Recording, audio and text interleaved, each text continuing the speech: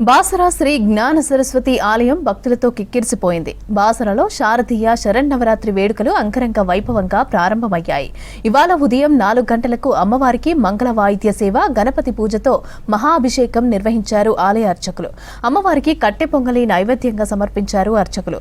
తొలి రోజు అమ్మవారు శైలపుత్రి అలంకారంలో భక్తులకు దర్శనమిస్తున్నారు. సరస్వతి ఆలయంలో మధుకారం దీక్షను స్వీకరిస్తున్నారు భక్తులు. నవరాత్రి ఉత్సవాల్లో అమ్మవారికి దర్శనానికి అధిక సంఖ్యలో తరలి వస్తున్నారు భక్తులు. ఇక దర్శనానికి వస్తున్న భక్తులకు ఎలాంటి అసౌకర్యం కలగకుండా ఏర్పాట్లు చేశారు ఆలయ అధికారులు.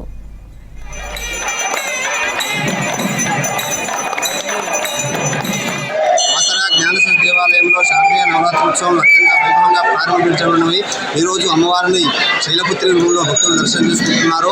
ప్రథమం శైలపుత్రిగా, ద్వితీయం బ్రహ్మచారిణి అనే శాస్త్రోక్త విధానంతో ఈరోజు మొదటి రోజు కాబట్టి శైలపుత్రి రూపంలో భక్తులకు అమ్మవారు దర్శనమిస్తున్నారు. ఈ అమ్మవారిని దర్శనం చేసుకుని అమ్మవారి యొక్క పరిపూర్ణమైనటువంటి కృపా కటాక్షాలు పొందాలని చెప్పి కోరుతున్నారు.